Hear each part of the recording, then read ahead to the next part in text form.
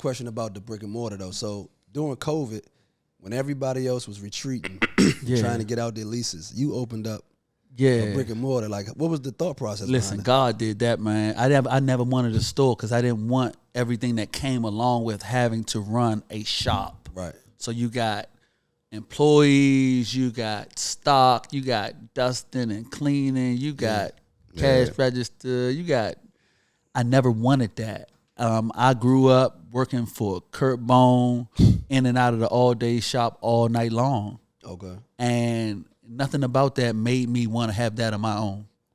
But it wasn't that. It was just the fact that that's just nothing. I'm an artist. Right. I did art for a lot of different companies, and that's all that I really wanted to do, have a poppin' shirt and do art. But the store side came because of COVID, and at that time I had a team that was helping me out a lot, so I felt like having that takes the team inside. And once we got in, we realized there's people that we can get that we can't really get moving around, jumping around everywhere. Okay. So it's like one of those things, once you start doing, you realize, oh, it's not bad. And then it's like, to have a home base. Yeah, and you just keep it going. Yeah. I feel like we've had great times having a store. You know, we've done things that a lot of stores haven't done. Like we've had multiple go-go's in and around the store. We've had podcasts. The store have seen a lot of different local celebrities as well as national celebrities. So it's definitely something that I didn't expect, but great having. And at any given moment, you know, I feel like we might be there, or we might move to something better. Yeah. But when I brought Dougie Fresh through there, he was excited, like, to actually get his hands on some Love DC Go-Go merch. Like, you know what I'm saying? I was like, man, I can take you to the store. Yeah. He's like, man, let's go right now. Yeah, and the thing is, and I'll tell you, man, nothing makes me feel more proud than saying that I am the owner and proprietor of a business that doesn't do nothing but go-go. Yeah. We don't sugarcoat it. You know it's go-go when you come in, you hear it in the music. You hear it in the conversations that you could have here. Mm-hmm. You see it on the shelves. You know it's coming back. You don't know who you're going to run into while you're here. Mm-hmm. Like, I take pride in that. Like, a lot of people make promises, and a lot of people say that they're going to do this, and they're going to do that, and they got this person helping, they got that person helping. But sometimes when you want to do something, you just got to just do it, and then figure out the nuts and bolts later. Yeah. You know, but... Everybody waiting for the right time. Everybody waiting for the right time. You need this, you got this, you need that, you got this. No. Just start. You just got to do it. This it has to happen. Mm-hmm. People always talking this life support stuff. So it's like, why we not acting like it? Mm-hmm. Yeah. Yeah. Like the house on fire. We got to act like it. Yeah. Hello? Okay. All right. If that's the case. Mm-hmm. I got a question. When did you fall in love with it? When did I fall in love with go-go? That's a great question. So I'll be one of the first to admit, I started with it as a thing that was just always around and loving it, to almost falling out of love with it at a point where I was kind of trying to figure myself out, to going back into it. But when it initially started, it had to start around the pre-Unifest days, because I come from the camp of people who that's what they did. That's what they provided Southside, among other things.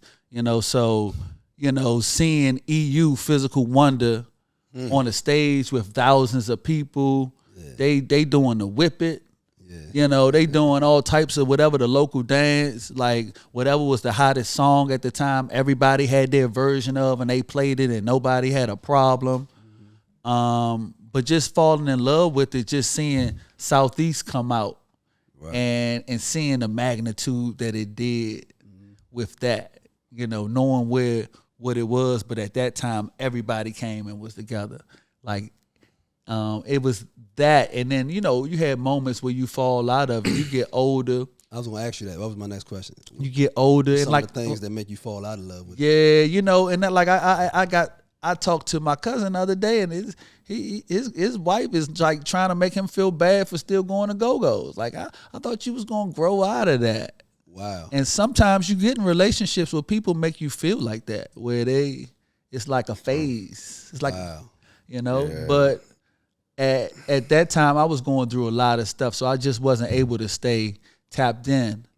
But I always had the music. I always had love for the music. I was a college DJ. A lot of people don't know. Oh, really? Yeah, at Lincoln University. I brought the local music to Lincoln University when I was there from 96 to 98. Okay. You know, so I've always had the love for the local sound and all things DC.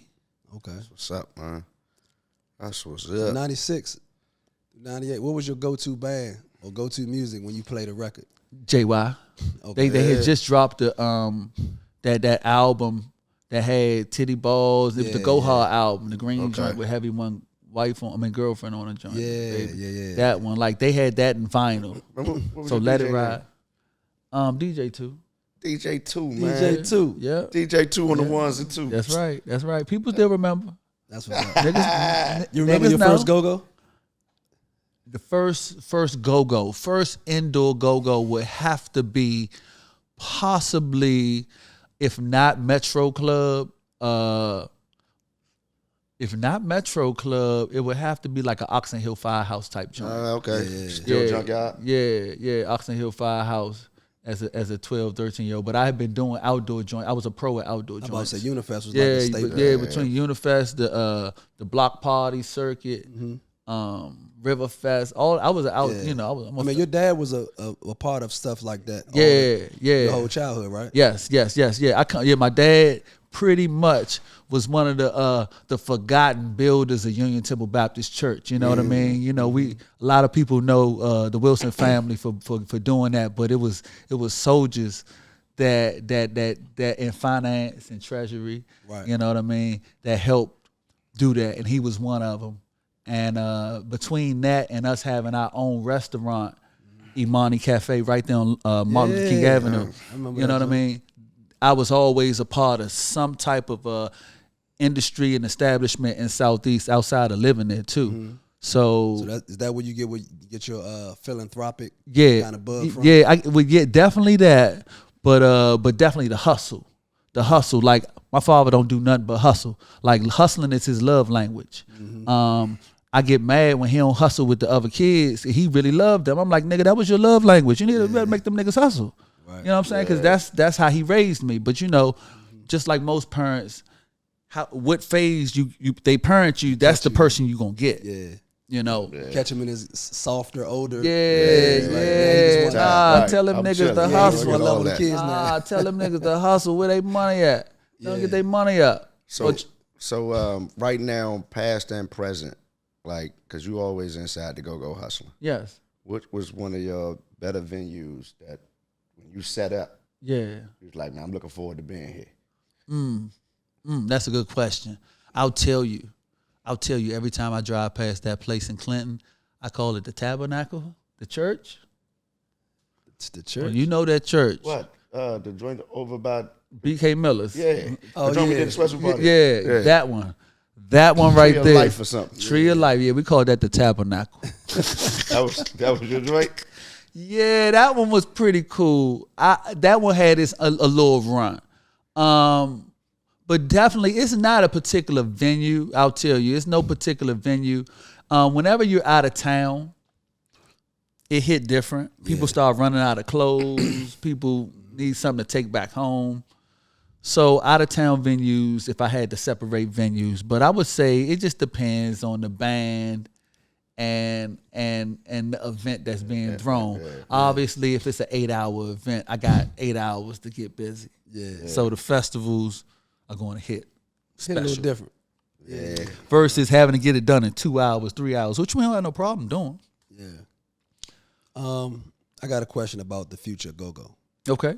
Like, how do you see it, and what do you feel the bands can do or should do to kind of see it go to the next level or get better, quite frankly? I'll go back to what I said earlier with the email thing. I feel like, you'd be surprised how far the emails of your 20 most loyal fans go.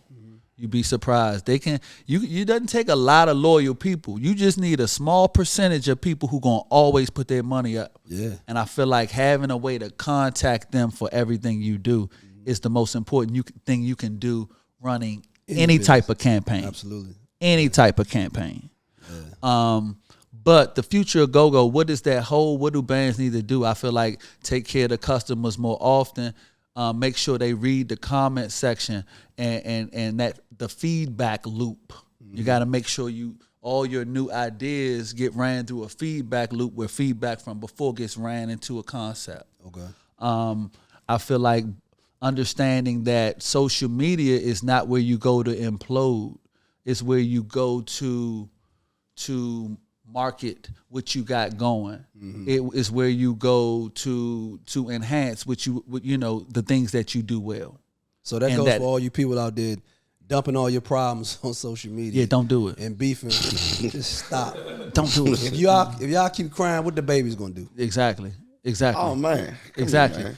But the reality of it is, it's like 7 different platforms, and they all have, each one of them has like 6 different ways of posting. Okay. So, and you could do probably up to 3 a day. So you got a lot of posting and marketing to do. Yeah. To make sure you hitting all the levels that are possible. Right. You never know. You might be the first TikTok go-go band. Right. That can make money just existing there. But you just never know what you can do until you try.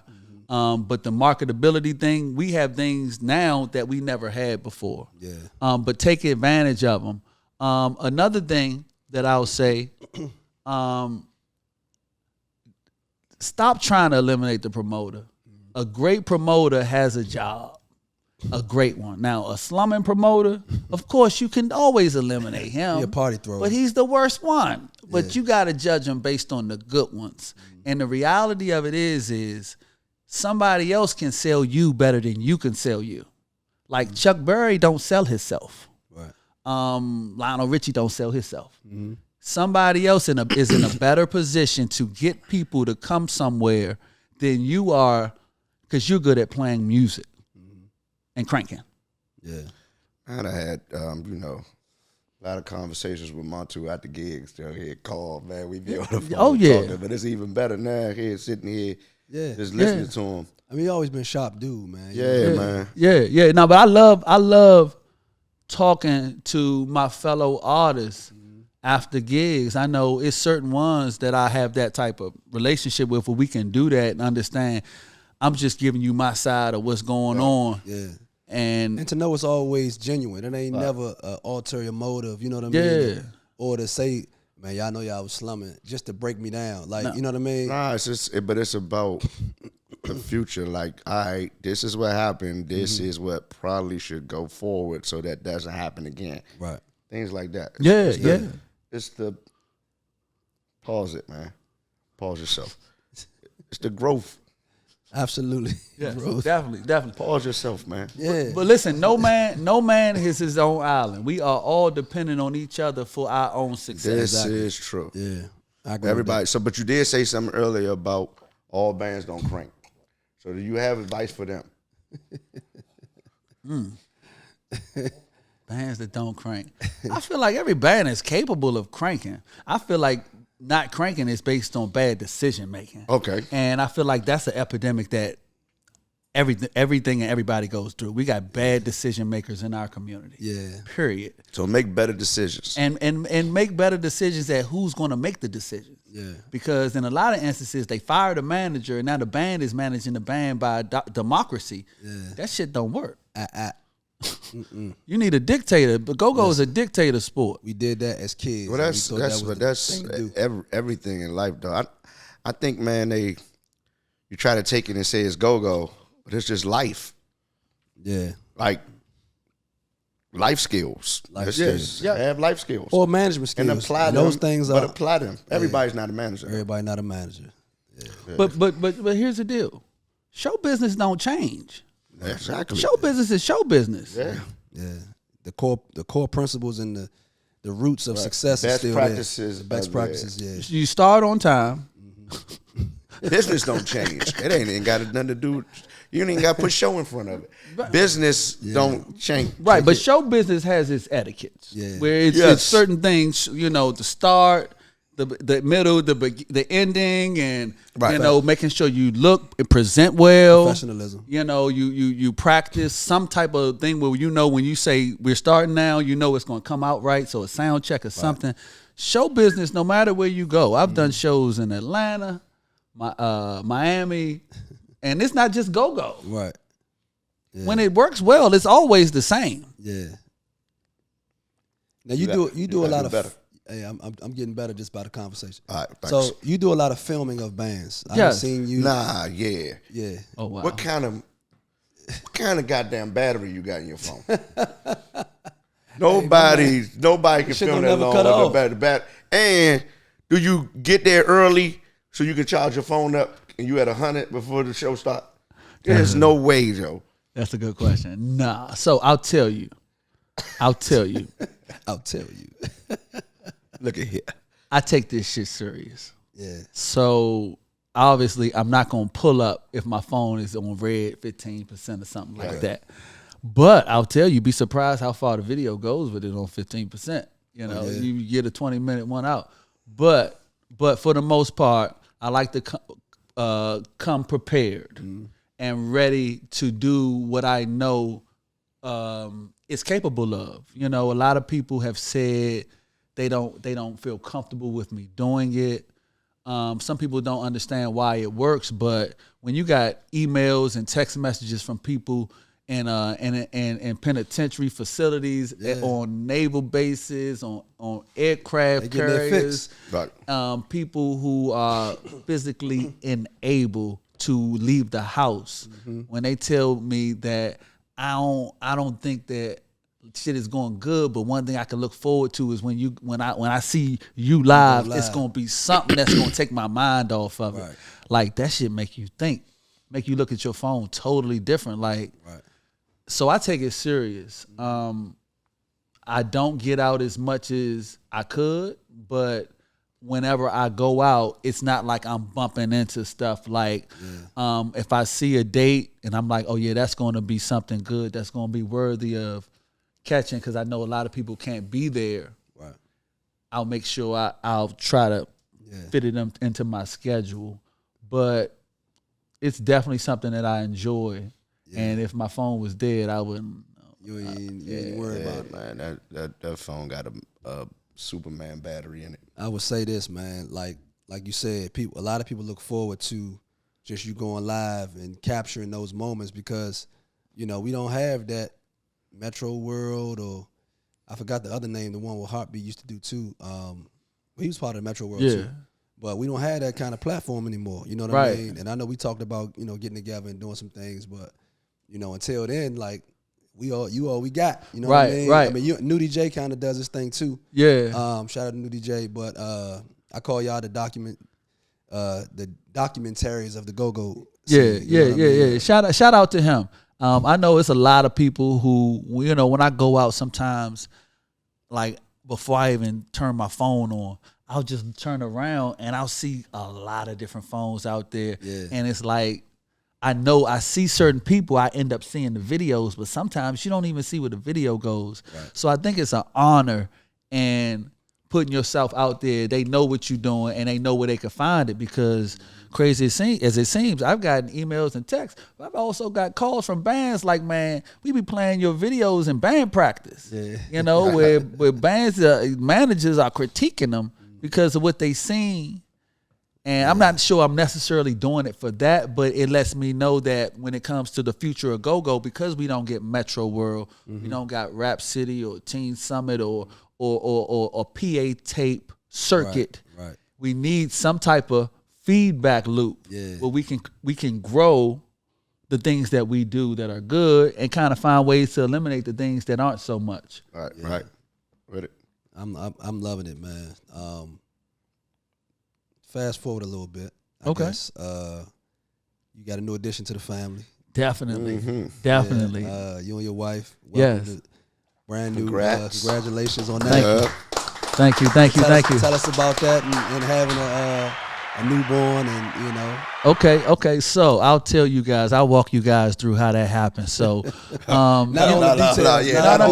So listen, I took that rubber off, right? It's like, look, no, but quiet is kept. So, you know, anything you do in life, man, I'm gonna tell you, man, when you got God by your side, man, you could do anything. Yeah. And I had kids before. I've been in the waiting room before. I've been in the room where they had the babies and stuff, man. Mm-hmm. But this time right here was totally different. Mm-hmm. We had what we call a free birth, a home birth. Yep. But free birth means you ain't got no doula, no midwife, no drugs, nobody, but just you and your wife. That's it. That's it. So, shout out to Kimber, man. She is sure, but it's a testament to God. You know what I'm saying? Because a lot of times he was going to doctor's appointments, and they always telling you some crazy stuff at the doctor these days. They like, that's their job. You gotta take these big aspirins every day while you pregnant. You got the baby sitting wrong. We gotta massage and do a whole bunch of epidural crazy stuff just to make sure the baby right. Like, they always telling you something, and it's like you always have two options. You could trust what the doctor's saying, or you could trust what God's saying. Mm-hmm. And we chose God every time, down to the fact where they waiting for us to come to the hospital and on the due date. And on that day, instead of going to the hospital, we went to see Miss Kim at Sycamore and Oak. I know. I knew you would like that. Time out. On your due date. She went to Go-Go? Yeah, we both went. Everybody seen us. We were right there when she was at Sycamore and Oak. And Kim said, nah, if the baby not ready to be, y'all trying to induce for labor. If the baby not ready to come out, then it's not ready. So if I can't dance the baby out, then we gonna have to hold still. So my point was, you got people calling on your due date, after your due date, like, what you doing? You supposed to be in the hospital. Yeah. Right. Well, we like, nah, we about to do something that we can't tell you what we about to do, because you wouldn't be ready. We done already tested you, and you done answered wrong, so we ain't gonna tell you what it is. You gotta tell me how this shit went, because I'm still trying to wrap my mind around. I'm just, me personally, if I'm in the bathroom or wherever with my wife, if I'm in the bathroom with my wife, and I'm trying to figure some shit out, like, you went to training, like, what's going on? Nah, so this is one thing she did do, though. She made sure I watched free birth videos on YouTube, just so I accustomized myself and normalized myself to how it goes down. Yeah. But I'll tell you, I ain't want to be the bitch to say, nah, we need to go to the hospital. But you wanted to. At certain points, the thought came up, but it just wouldn't have it wouldn't have sounded right. Oh, it wouldn't have sounded right, but it wasn't easy. I would have had somebody else there with me, though. Because you can't do that. You can't do that. And they was trying to come to the house, but we knew they was going to try to talk us into going to the hospital. So I would have been somebody that was close enough that known, like, it'd be my mother or somebody. It would have been like her mother, her sister, somebody.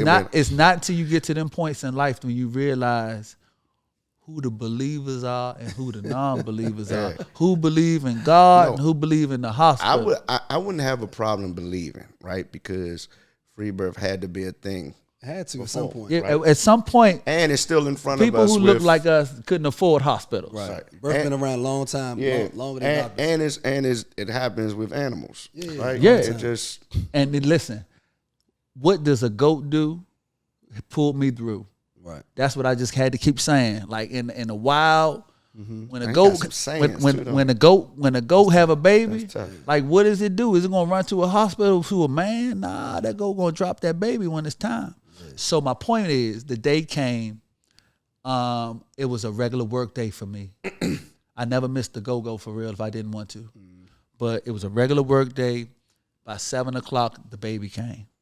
And the reality of it is, his birth is a 12-hour process. So even though the baby comes, there's some other stuff that got to come. And when you do it naturally, it takes some time. But the reality of it is, we made it through. The baby's here and healthy. And I could say I delivered my baby. So, man, let's give now, man. Let's give a Dr. Two. Yeah. Shout out to Dr. Two, man. Shout out to Dr. Two, man. Dr. Two, man. In a 37-minute video on YouTube. Yeah, that's right. Just like that breakdance. Yeah, exactly. I'm the breakdancing Australian doctor coming to your White House. Yeah, man, it's good to just know people that do shit like that. Look, won't be me. It's a testament to how he moving his hustling in him. Yeah. Just try things. That's dope, though. I ain't gonna lie. No, that is. That's dope. Tough. I would be scared to death. I'd be shaking like a pair of dice. But somebody gotta shake the dice though. I'll be shaking. I'll be the pair of dice. Somebody be shaking me. So you gonna be in somebody's hand? Come on, man. God damn. Oh, y'all crazy. I'm just saying what you're talking about. I didn't like that. That was comparison. I didn't like it. I mean, you needed to think that through before you said that. All right. I know you was trying to be all smooth. I would have been scared. That's better. Like, leave all these analogies alone. Just stop. But I'll tell you, the water birthing process, it takes a lot out of the situation, when it comes to the mess that you think that's gonna happen. Okay. I got it. And the ease, like it was a peaceful situation. And I recommend that anybody that wants to try that, just understand that you got options. You ain't always gotta do that. You ain't at the mercy of the white coats. Yeah, you're not at the mercy. But you need to make sure you do your research though. I'm about to say, because even after I do my research, I'm never gonna feel like I got it until I actually do it. Yeah, Was that the feeling? The reality of it is when that grape about to burst, like it ain't nothing you can do. It's coming. Yeah. It's coming. Man, I would have been scared. Yeah. Well, listen, man, I'm glad the baby said you had a boy. No, I had a girl. Baby girl. Yeah. What's her name? Her name is Ezra. Yeah, that's dope. Now, where that come from? Is that that was a name that Kimba had for a while, and after I seen how she gangstered up, man, and ate them contractions, and just kind of how she was so smooth with what she did, I was like, you got it. Like, here, take the name. You earned it. You got Mother of the Year with that one, cause so you talking about no meds, no pain meds, no nothing. She went straight natural birth all the way from A to Z. All the way. Give it up for Kimber, man. God. Yes. Jeez. Yep. I watched all three of mine being born, and let me tell you something. I admire my wife, because it's the mess, the pain. Yeah. And I feel like they make it messier than it have to be for real, because they be rushing, man. That's the crazy thing. I don't know. My wife shit on herself. Yeah, that happens too. But trust me. My bad, baby. Fuck. I mean, it goes hand in hand. I mean, your mother did too, son. No, it goes hand in hand. I'm sure I was like, whoa. Yeah, that was the first time I actually, we ain't got to talk about that. We ain't got to do all of it, but Stop, man. Stop. It was the flippy. It was. It was different. It probably came. Might have been baby shit though. Nope. 100% grown human shit. That was the Johnny boys. It was definitely the Hershey squirts. Hey, Joe, you got to do me a favor too. The original chocolate drop. Stop real quick. I'm tired of you grabbing that microphone. Nah, I gotta keep moving it up, man. I know, but don't keep grabbing it like that. Stop. I think you got some gay tendencies, man. Man, you gotta stop. Don't say that. Don't say that. I can't say that word. Let me grab it up here like a flute. That better? That's better. God damn. Come on, man. You gotta stop. It need to be tight. Blame JD. It was JD? JD, man. JD is the problem. JD's the problem. Can't get rid of him, though. He's here to stay. Yeah. Shout out JD. We got to find a way to make him better, though. Haven't watched that 37-minute. He be delivering babies soon. That's right. That's what's up. Nah, man, Montu, I want to thank you for coming through, man. Yes. Definitely not the last time to stop through. We can talk with you for hours, man. Just how informative you are, how important you are to the go-go community, man, and the culture. Thank you, in man. itself. I want to congratulate you on all your success And the sky's the limit, man. And may you continue to reach for it, bro. Thank you. You know, anything we can do, we're going to support, you know, like you supported us over the years. Keep it Mitchcraft. That's right. One more time, man. Give them the information to the store, the website, and all that. Oh, and just to tell back on what he just said, keep it Mitchcraft. You know, you can keep it a lot of different ways. I support anybody that makes anything go related, but just understand, when you do it the Mitchcraft way, that's where keeping it Mitchcraft comes from. But where can you keep it in Mitchcraft at? 9244 East Hampton Drive, Suite 203 is the address, Capitol Heights, Maryland, definitely. If you need 24/7, 365 access, it's www.crankrock.com. Yes, sir. Yes, sir. Keep it Mitchcraft. Listen here, man. Thank you so much for tuning in to another episode of SiriusVybe Primetime. Thank you. You know what I'm saying? And we appreciate y'all. We love y'all. On behalf of Dirk, DC Vibe Homes, and my guy, Frank Sirius, a.k.a. Scooby, a.k.a. the Godson, a.k.a. Mr. Original, a.k.a. Mr. Three Names. That was 4 or 5 names. We are SiriusVybe Primetime. Peace and love, man.